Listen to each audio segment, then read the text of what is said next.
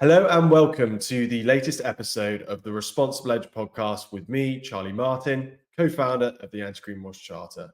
Join us as we learn from experts of how to build a successful and ethical business. So today I was delighted to be joined by John Kraus. John has had an incredibly varied career and sort of fairly influential career, really. But he's now the CEO of a charity based here in the UK, Engineers Without Borders UK. But he has previously worked in the civil service here with the UK government, amongst other roles. Really interesting conversation that we had all around ethics within the engineering sector itself, and crucially how we go about developing ethical mindsets of junior engineers and some of the work that Engineers Without Borders are doing through their educational pieces in order to realize that outcome. So thank you to John for giving us some of his time this morning. It was fantastic to have him on. And again, to our listeners out there, to you guys for tuning in. As always, if you've got any comments or thoughts for either ourselves or for John, please feel free to get in touch. Thank you for listening. John, just wanted to firstly say thank you so much for agreeing to give us up some of your time this morning to join us on a show of the Responsible Edge. It's brilliant to get somebody with, your level of experience and knowledge to come on and talk to us about, ethical and responsible business practices. Thank you for joining us. No, thank you. It's great to be here, Charlie. Always very, very happy to talk about what we're doing. Excellent. And John, I think you're aware of our format, but we always like to kick off every episode with obviously getting to know our guests a little bit better. So we've literally had guests who take us back to kind of the early childhood and the first inspirations that sort of led them on from there. We've had others who keep things a little bit more succinct towards their career path. But feel free just to give us a bit of an intro into you and your background. Yeah, very happy to. I won't go into masses of detail. I've had quite a long and varied career. I've done various. I did a degree in physics many years ago. Decided that really wasn't necessarily what I wanted to spend my career doing. Had a few jobs experimenting, finding out what I did enjoy, and then after some years after graduating, I found myself working in the civil service, which was, a very positive choice for me, something I enjoyed a great deal. I worked in international relations, and that exposed me to all sorts of global issues, climate change, human rights, all of these things, sustainable development, and so on. And I think I developed a pretty good idea of how all these things join up together. And I felt that was quite an interesting career to be involved in. I felt it was something that was making a positive contribution. But I left that after about 18 years of service. And one of the reasons I left was because I became increasingly convinced that government ministers, the people that you advise as a civil servant, were becoming less and less interested in evidence-based policy. They didn't really, it seemed to me at least, want to put the interests of the country first and the interests of the people first, still less the planet for that matter. And increasingly I was seeing a shift towards policies based on political ideology and prejudice, not on the basis of what actually works on the basis of evidence. So I left. I mean, that was quite a while ago now. That's 2011, 2012 or so when I left. And I think, John, I'm sorry to interrupt you, but I would be fascinated. I mean, obviously, for our UK listeners, they're fully aware of the upcoming election that we have. But based upon you leaving, on the basis of you leaving, the civil service in 2012, since you've left, have you seen things play out as you had expected in light of your decision to leave in 2012, or are there green shoots for you in terms of the way that our UK political system's working? Well, I think I don't think they played out as I expected. I don't think anybody expected what's happened in the last 12 years or so. I think it's been much more dramatic, what has happened. I think I would certainly say that the things that concerned me back then have only got worse. So, in that sense, I made the right choice for me. Um, it wouldn't necessarily be the right choice for others, but I think that as a whole, standards in public life, issues of integrity, following genuinely the rule of law, and I think what's really also important is being accountable for your decisions. I think that's really troubling what we've seen, not just in the UK, but you can look at other countries too and see a similar pattern. And I think this issue of accountability, integrity, and sticking to some kind of ethical framework is important. I mean, in the UK, we have the Nolan principles, which are really very, very clear. And if as a civil servant you don't stick to those principles, which are around issues like integrity and impartiality, if you don't stick to those as a civil servant, you can find yourself, at risk of losing your job. And the same should be true of ministers, but it's not. They behave in a way that is clearly in breach of those important principles, and yet, not only do they not get punished for it, in some cases they end up being promoted as a result. So I think that that was a driver for me to seek another career.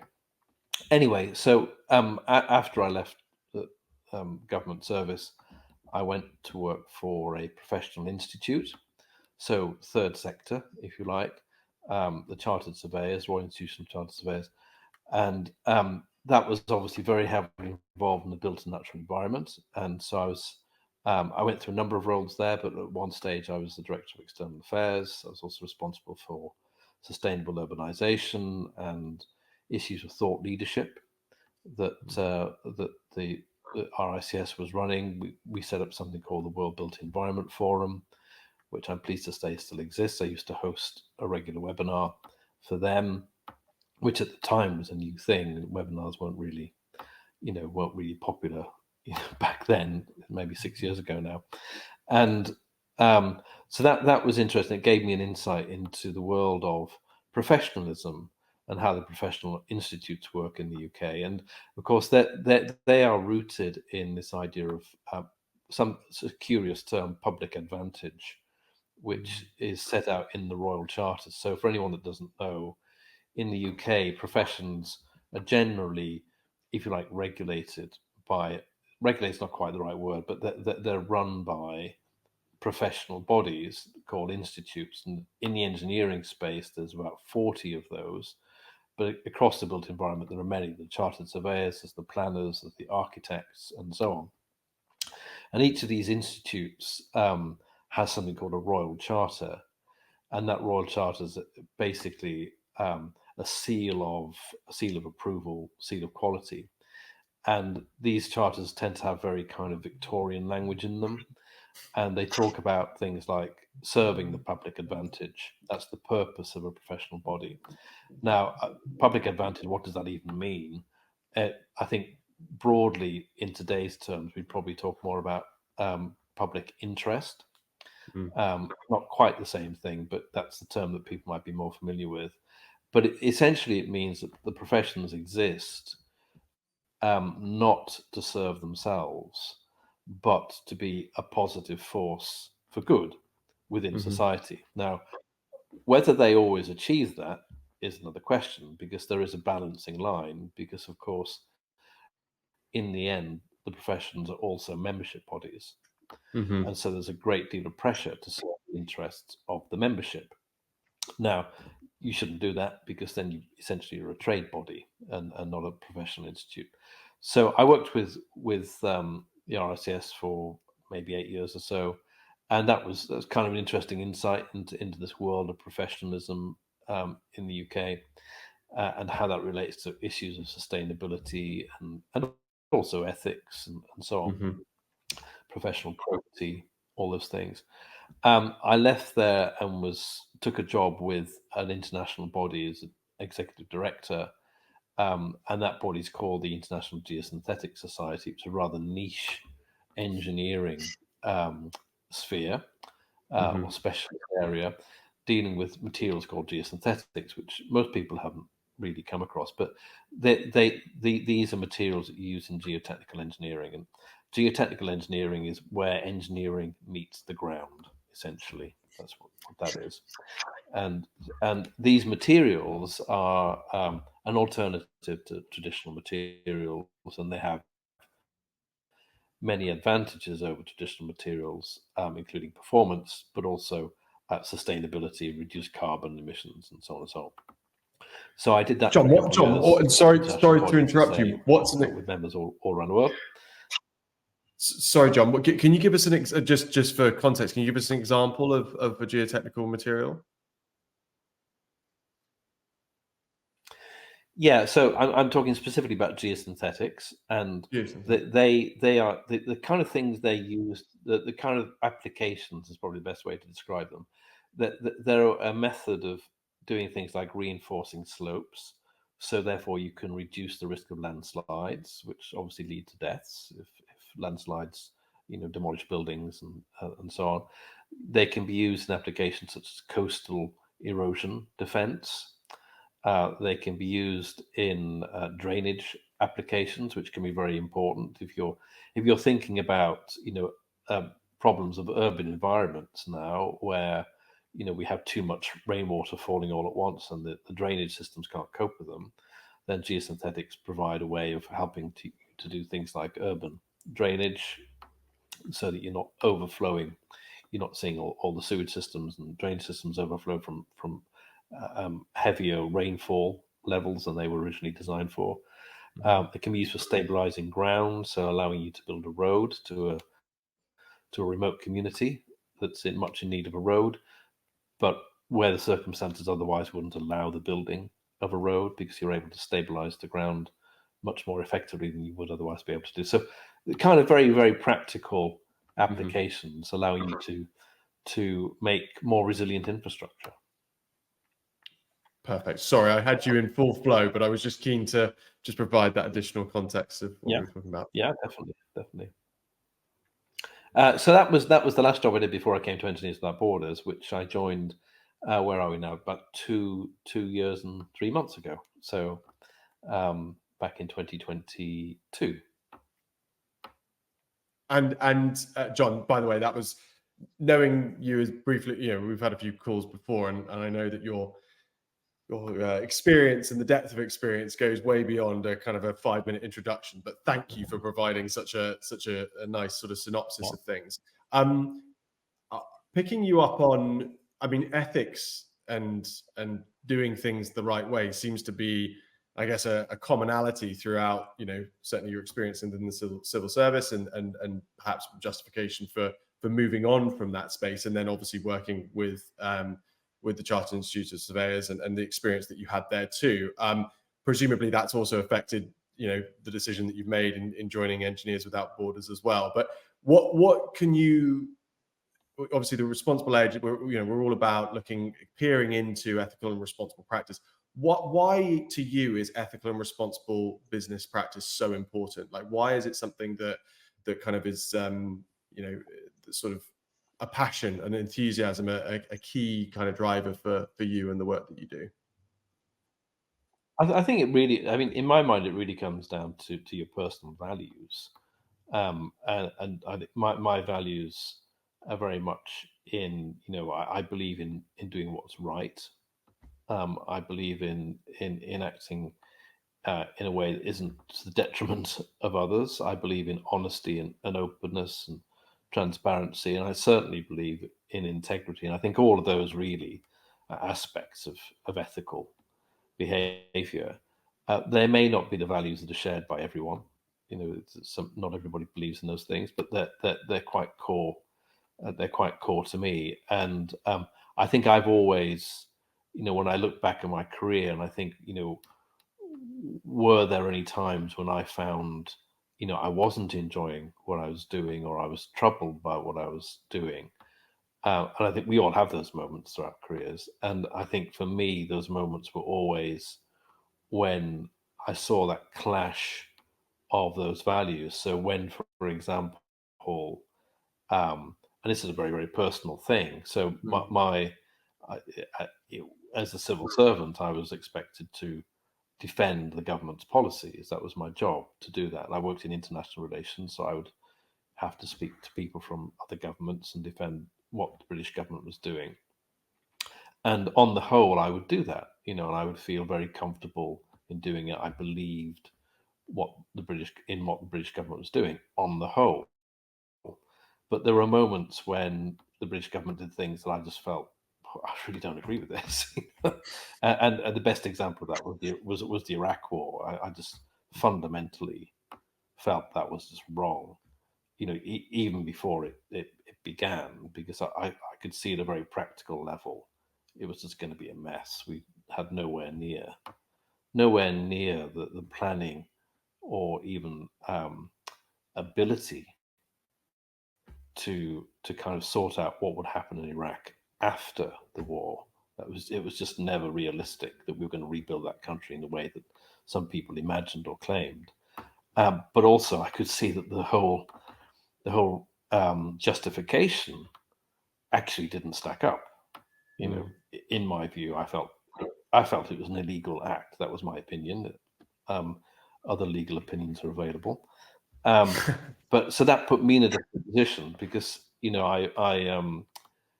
I find myself having to defend what the British government was doing, as I say, on the whole, I could do that. But if my friend, colleagues, interlocutors from other countries say, "Well, what about Iraq?" I would have to switch into this mode of just really repeating the government's line, but deep inside, I just don't believe this. It doesn't stack up, And I think that's always been quite an important thing for me, is to have this, kind of match with what you're doing. What you're doing matches your values. Mm-hmm. And John, out of interest, that experience with the Iraq War, you mentioned about how throughout your experience with 18 years of the civil service, it was the growing sense that policy was not being based upon sound, independently verifiable evidence and justification. It was more about political ideology. Was the decisions around the Iraq War, was that one of those key indicators to you that actually this is not what I signed up for, because I'm being put in a situation where I'm not able to present my personal integrity here, because ultimately I don't agree with what the government's doing? Is that a fair? Yeah. So I think that that was a kind of the beginning of me beginning to have real doubts, because, as I say, I was one of the people who felt that was a mistake even before it happened. And so now I'm in the position of being able to say, well, I was right. I told you so. But that might not have happened. Things could have worked out differently, and then of course I would have been one of the people who was wrong. But I think that was one of those circumstances where, a policy was followed. I think actually pretty much in good faith. I don't think the policy was, the decision was taken because somebody in power wanted to do the wrong thing, or that they were acting ideologically. I think they were acting on the evidence that they had, and that evidence was essentially flawed. But they were also under pressure to kind of make a case, which led to them kind of bending the rules a bit. I think that's one thing. So I don't think it's an entirely clear-cut example. But I think since then, in the years since then, we've had changes of government in that time anyway. In the years since then, I think we've just seen, egregious examples of decisions by governments, but just not based on any evidence, really. They're just purely playing to a political prejudice, or indeed, I would say, acting unconstitutionally in some cases. So I think that, to answer your question, I think that issue of the Iraq War was the beginning of my real doubts, but it wasn't. It was by no means the worst example in any way, although the consequences, of course, are very, very large. Yeah. John, super interesting. I feel like we could literally do a whole show. Well, we could do a series of shows just on peering back into, all of the experiences and things that you've done, and it'd be absolutely fascinating. I do though want to move us forward slightly, if it's okay. We obviously shared with you an article before today's call from, I think it was the Harvard Business Review, that had put together an article around ethics in engineering in particular. Can you just perhaps just start by giving our readers just a brief kind of synopsis of what the article covered, and in particular pick out anything that was particularly salient to you, anything that was particularly important to you, perhaps introducing a little bit around the work that you do at EWB as well? Yeah, so I mean, the article is really just very briefly touching on, I think, some pretty common themes for all professions, really, about how, in order to be a professional, you need to behave in a way that is ethical. That's really kind of getting to the heart of the definition of what professionals are about. So, for example, acting with integrity, and I think a key practical thing is not taking on work that you're not qualified to do. So, if a client asks you to design something or build something, but you are not the person with that expertise, you should have the integrity to say that's not my thing. You should be speaking to a professional of a different type. So I think that those are very, very practical things which professions in all aspects of industry would recognize.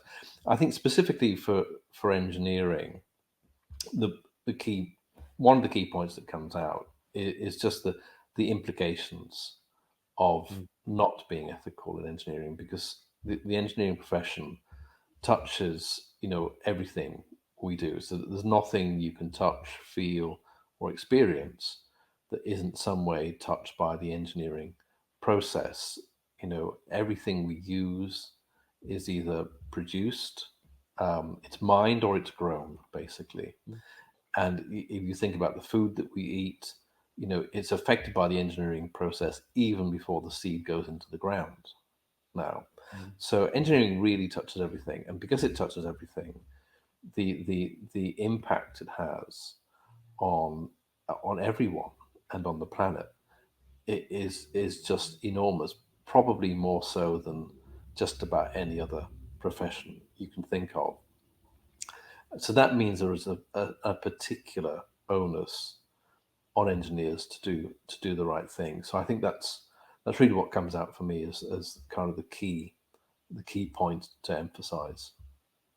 And John, and by the way, brilliantly summarized. I think you've absolutely nailed that. In terms of within an engineering context, what are the kind of, if we do behave ethically as engineers within the engineering sector, what are the sort of positive outcomes that can result from that? What are the likely kind of resultant ways of us doing things, of us engaging with the world around us, that are likely to happen as a result of engineers getting this stuff right?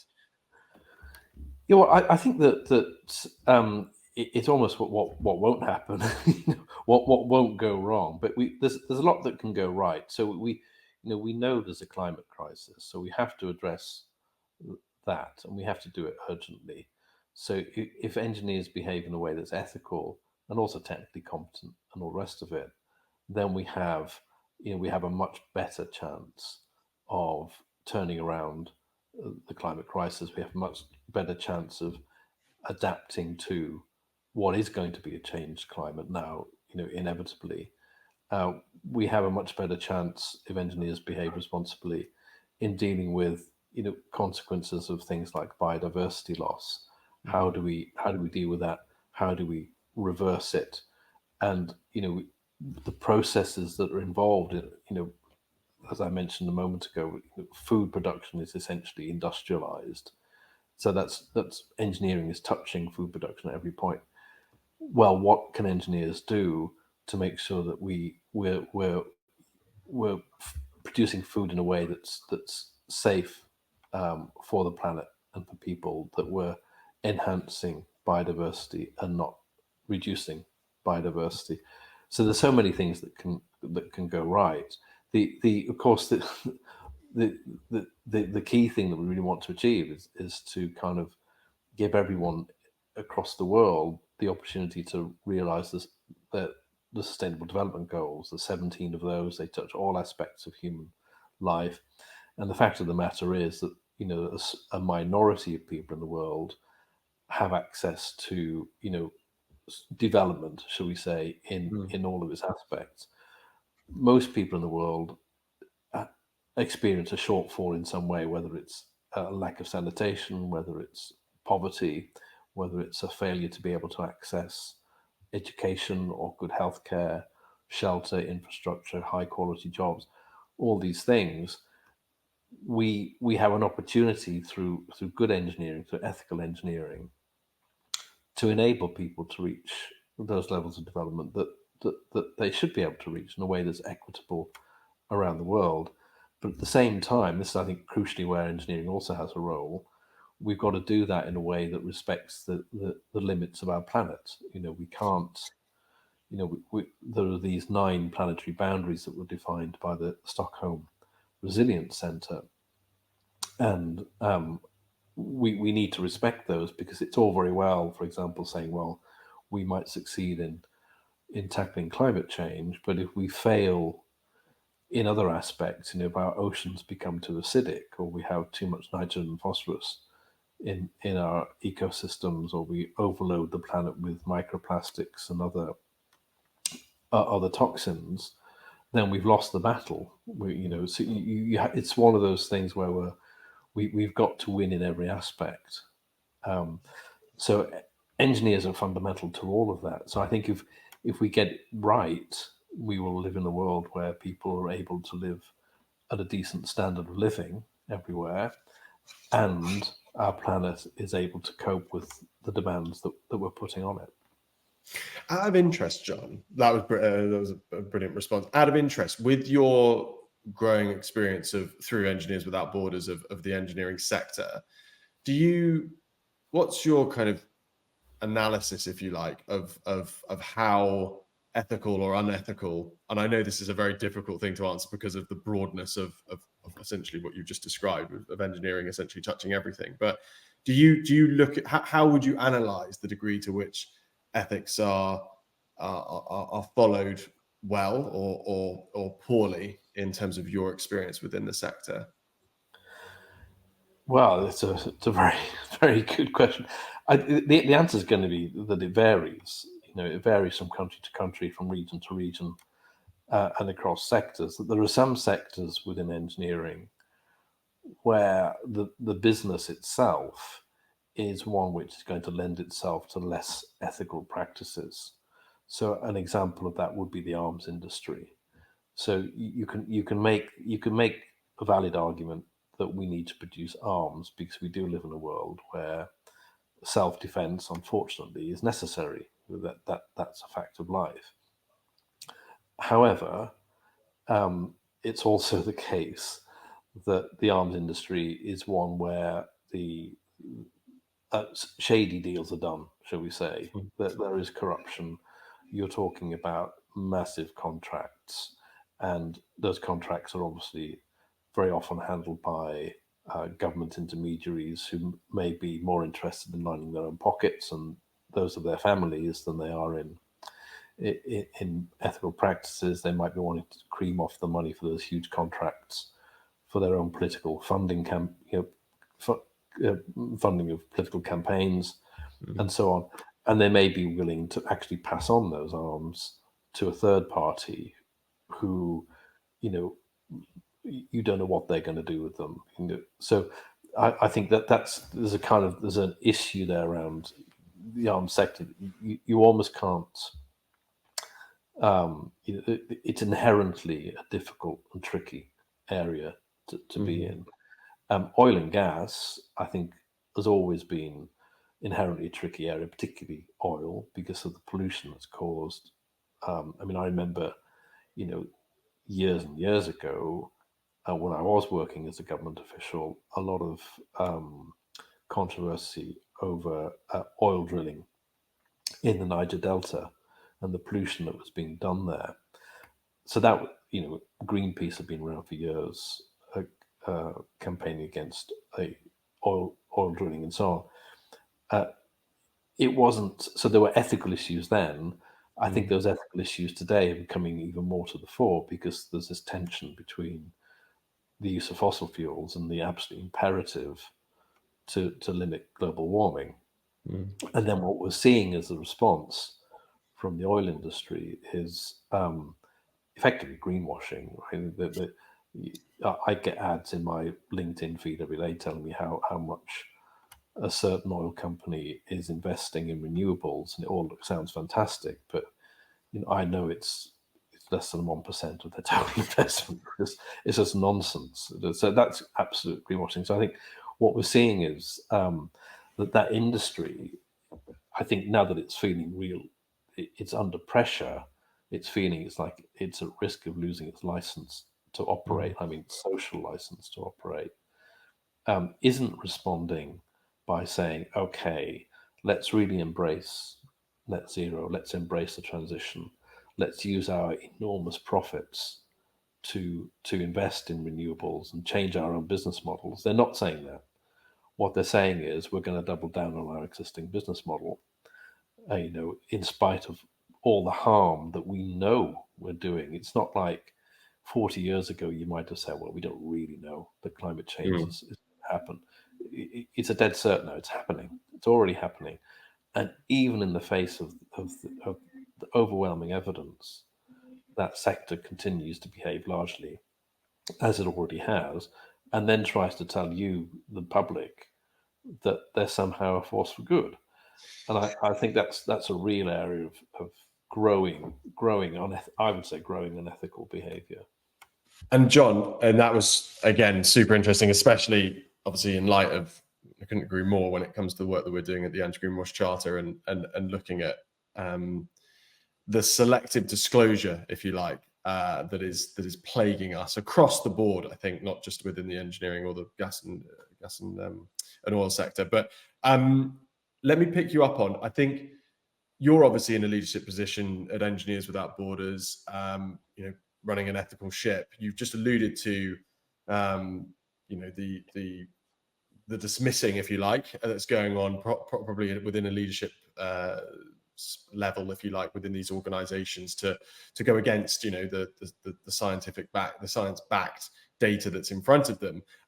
Just touch on ethical leadership and the role that and I think the article touched on this as well, the role that the leaders can play in terms of the ethical nature with which they approach things. For you within the engineering space, like how crucial is that, and what impact can it have, and what are your hopes for ethical leadership moving forward within the sector?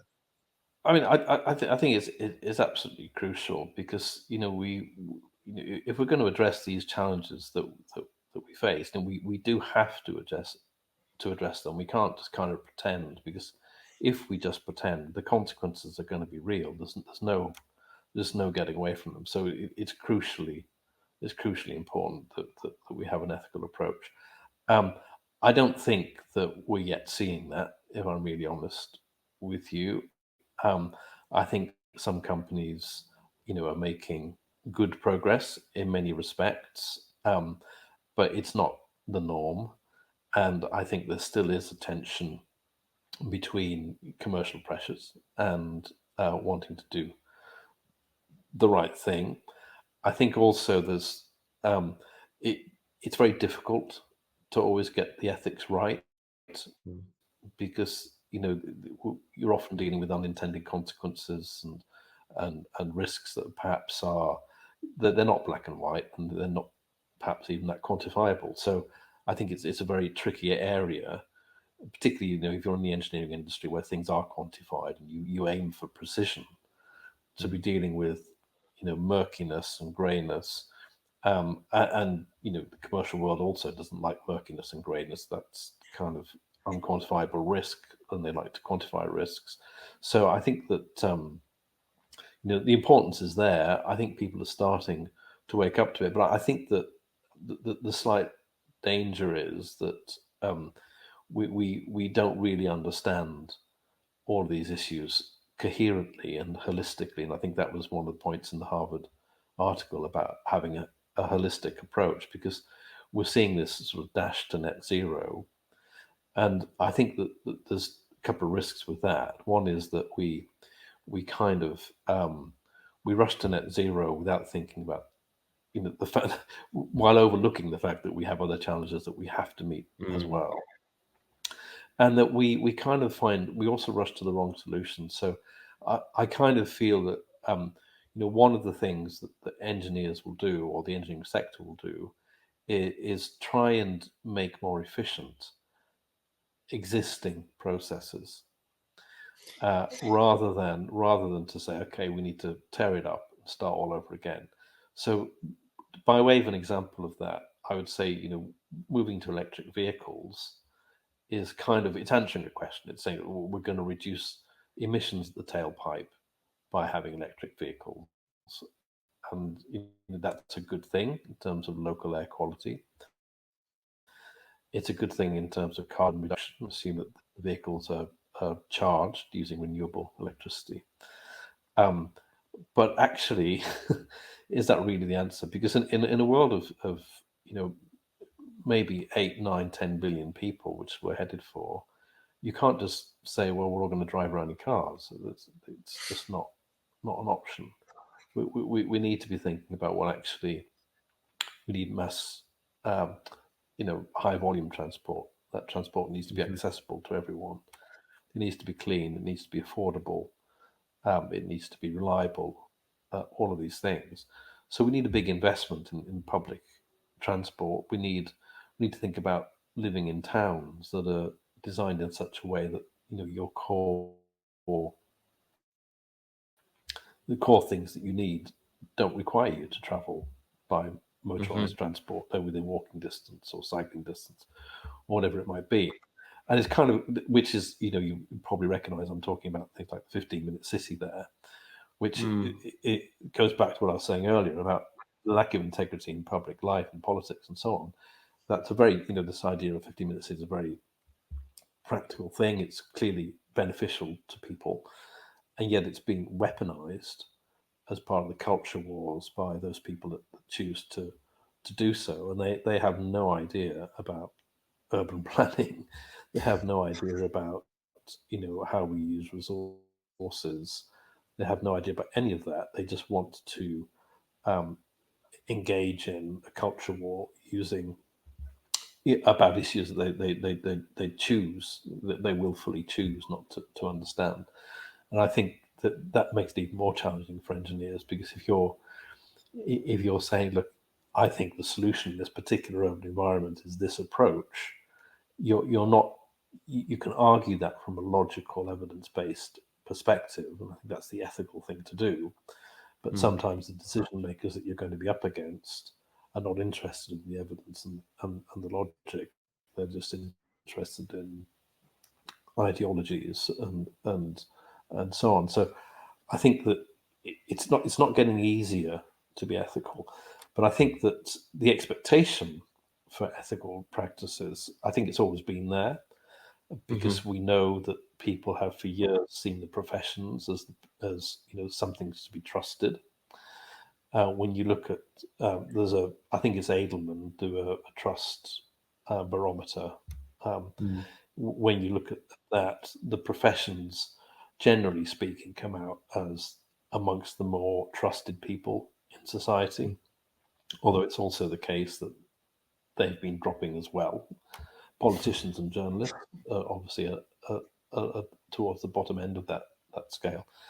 But so I think that if professions want to continue to exist, they've got to demonstrate their ethical credentials, because if they don't, they will lose credibility and they'll lose their social license. And how do they? And John, crucially, the $64,000 question, or whatever the term is, how do they do that? Well, ethics is all about actions, and you're judged on what you do. So I think that's the key thing. And coming back to the point about ethical leadership, and in light of what you've just suggested, which is I could be an ethical, forward-thinking leader of an engineering company looking to try and address perhaps the real question. I think that analogy that you provided when it comes to electric cars versus mass public transport, that's a fantastic analogy for this playing out.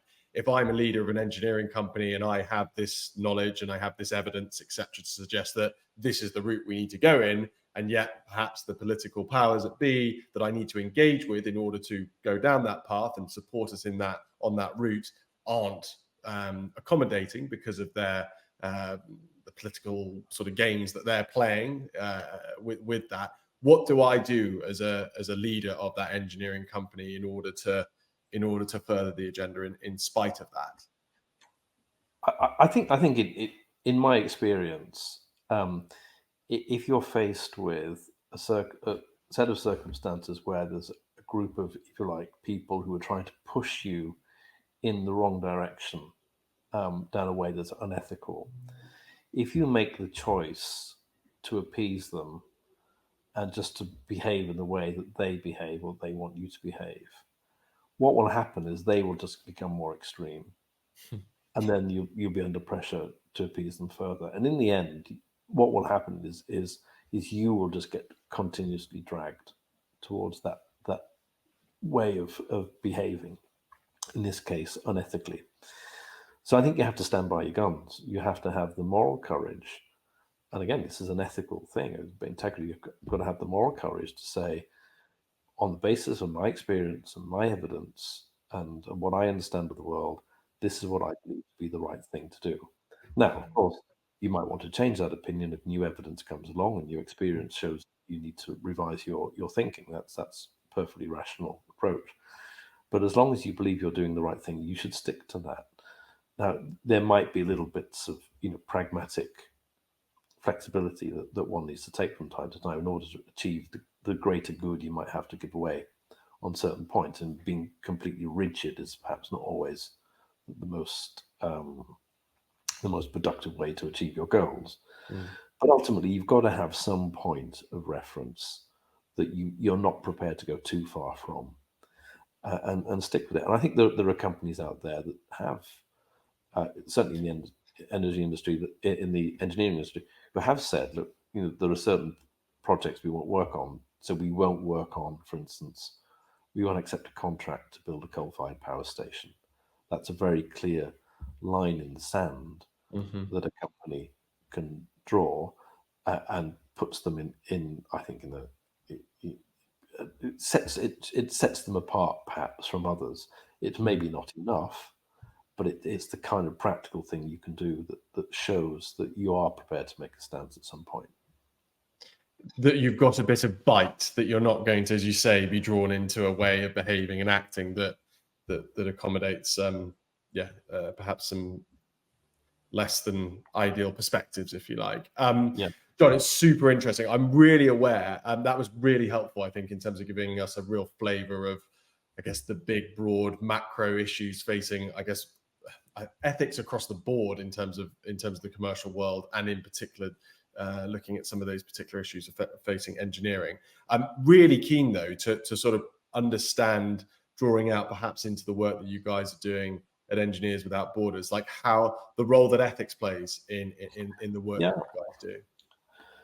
Well, it's a really important thing. So we have a number of strands of work. What we're really trying to do is to drive systems change, and we're trying to drive that through the higher education system and also through professional practice.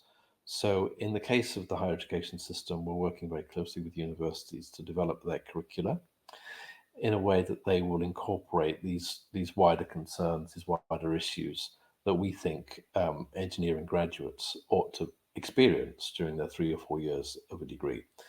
And in the case of the professional space, we developed a set of competences which are based on our 4 principles of what we call global responsibility. So that's being responsible, it's about being purposeful, it's about being inclusive, and it's about adopting approaches that are regenerative. And for those 4 principles, we've set out 3 competences for each: a set of knowledge, a set of skills, and a mindset. And the mindset, I think, for me, is the one that's actually really quite interesting, because that really gets down to the culture, I think. And then for all of those competences, we've defined them, we've set them out in a document. They're on our website, and then we've linked them to learning resources that engineers, as individuals or perhaps with their teams, can go and learn more about how they can develop these competences. And all of that's been endorsed, by the way, by the Engineering Council. And the Engineering Council is the regulator of the professional engineering institutes. Hmm. So that, from our point of view, we feel that's, clearly we feel it's a very solid piece of work. The Engineering Council feels it's a solid piece of work because that's why they've endorsed it. And now our job is to try and get the profession to look at these competences and to start to use them. That's the big challenge, of course. It's one thing to define what you might do. It's quite another thing to persuade people and guide people towards making those changes. Um, in the education space, I think I'd just emphasise that, or point out that we run a number of programs with students, and our biggest program reaches about 12,000 students a year at the undergraduate level. And we this program is called Engineering for People, and it takes quite an unusual approach compared to what engineering undergraduates would normally encounter, in that it gives students a really, really detailed brief of the needs of a community somewhere in the world. So, all about the culture, the economy, the demographics, but also the geography, the climate, and so on.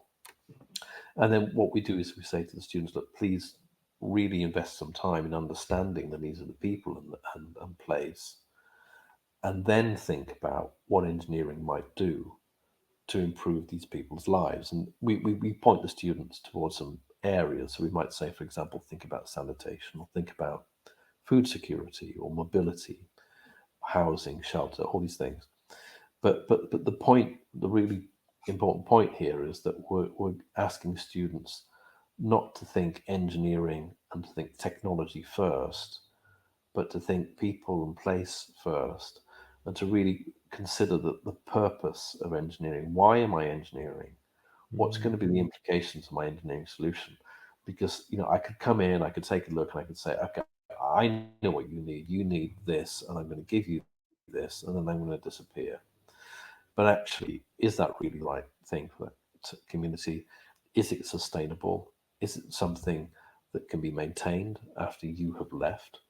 And in a way, it almost doesn't really matter what the students come up with, because these designs are not intended to actually be built. They're meant to be Hmm. creating a safe environment for students to learn. So, making mistakes is a good thing in many Hmm. aspects, because they're learning through mistakes, but they're doing it in a way that's not going to have a negative consequence, because the things they're doing are not real. But the brief is real, and it's simulating what it's like to be an engineer in real life, and all the dilemmas you're going to face. Because you might say, well, here's this solution which is going to address this issue in this area, and it's great, but what are the consequences of that? The potentially unintended consequences. How do you think those through? And that Which John, sorry to interrupt you, but that brilliantly comes back, doesn't it, to your point about, I think you mentioned earlier in the conversation, we might be full throttle on addressing net zero, but what are the broader implications of us having achieved that, in terms of we haven't considered the holistic nature of the impact of the engineering initiatives we put in you know, place. So presumably you're building that kind of full spectrum holistic mindset that you can mention as a competency for yeah, young engineers. Is that a fair synopsis? yeah, that's right. And university is obviously a very formative period. So if you can reach the undergraduates at that stage, it's an important light bulb moment for them, that Mhm. it's engineering is not just about the textbooks and the lectures and the technical solution. It's not the case that there's one perfect answer, and that's perfect answer is going to be applicable everywhere. It's kind of it's getting them to realize that life is messy, engineering is messy.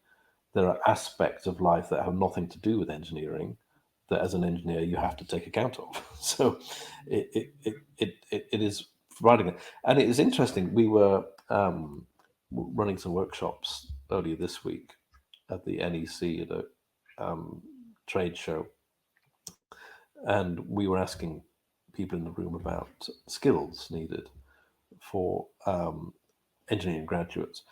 And one of the anecdotes that somebody came up with was that we have some new graduates coming in. They're very technically capable. They design things, and it looks absolutely wonderful on the computer, but we can't make it. We take it to the workshop, and the guys in the workshop, they can't make it. It's not a practical solution. And you think, gosh, that's really quite telling, because what that's really saying is that those young engineers are kind of working in isolation. Mm. They're thinking, they're imagining what they can do, but they're not thinking, actually, have we got the materials to make this thing that I've designed? Have we got the machinery and the skills within the organization to construct the thing that I've designed? And is the thing even commercially viable? And so what you're seeing there is, I think, a microcosm of this problem of people thinking in isolation and working in isolation without having that broader perspective of what we need to, what you need to think about in initiating a project, and that project actually being seen through.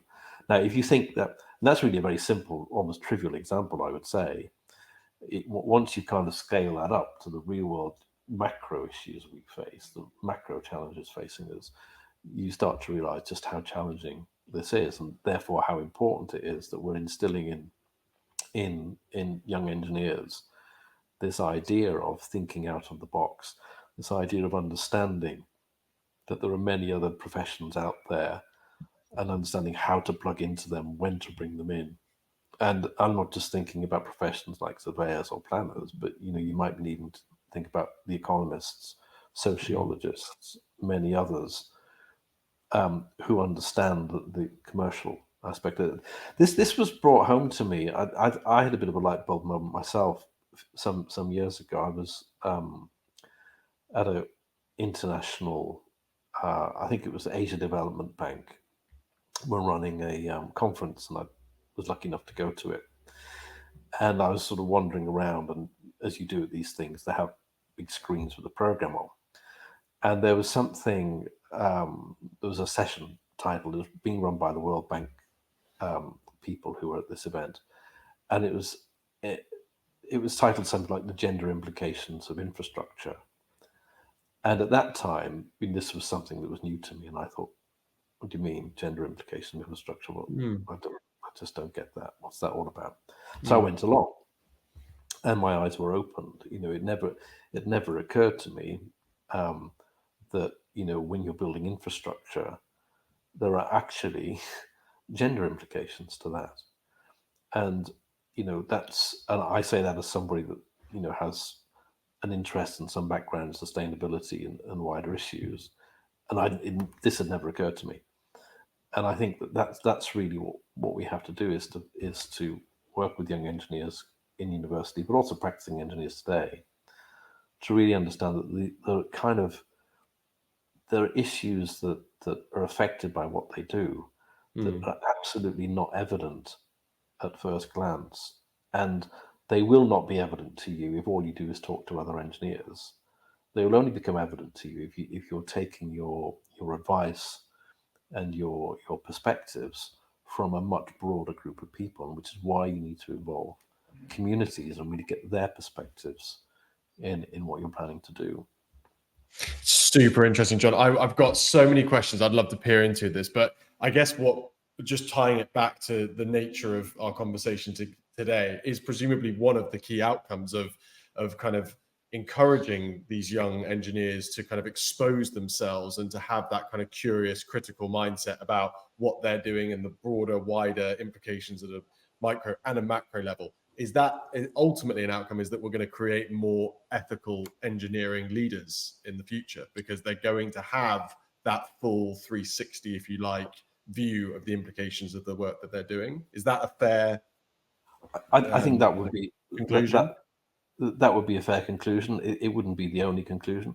Mm. I think that if we continue to educate people the way we have been educating them in the past, they're just going to become more and more specialist and more siloed. And I think that all of that, counts against having an ethical approach. And so I think by the approach that we're taking, which is really broadening experience and encouraging people not to be too specialist too early, and to welcome different perspectives, I think all of that will not ensure an ethical approach in itself, but it will certainly help to create the conditions for people to behave ethically. Perfect. Brilliant way to conclude that part of the conversation, John. And I know we could have much bigger conversation about engineers without borders and go into some more depth and detail on that. I would, though, like to sort of finish things off and conclude things with our sort of standard question at the end, which is based upon, and I think people, in all honesty, already listening to today's show and understanding some of the choices that you've made throughout your career, there's definitely lessons that more junior professionals can take from that. But if you were going to pick out an absolute golden piece of advice that you'd either like to have provided to your younger self or that you would pass on to a junior professional starting out their career, what would that be? Well, I think given the issues we've discussed and the urgency of the challenges that we face, I think that my advice would be, stick to your guns, believe in what needs to be done. Don't let anybody tell you you can't. Don't wait for permission. We've got to get on with the changes that are necessary. And if we don't, the consequences are just too great. So be confident, be bold, and you can change things. There's a saying that the people who are mad enough to think they can change the world are the ones who do. So really do have that confidence to make the world a better place. What a brilliant way to conclude, John. I think that was referenced in an Apple advert once upon a time as well, wasn't it? But anyway, brilliant. That was fantastic. Thank you so much for joining us today, John. And if it's not been too much of a horrible experience from your end, I think we'd love to get you back on to dive into some other depths and some other conversations. But thank you. I'd love to. Always very happy to come on and talk. Thank you, Charlie.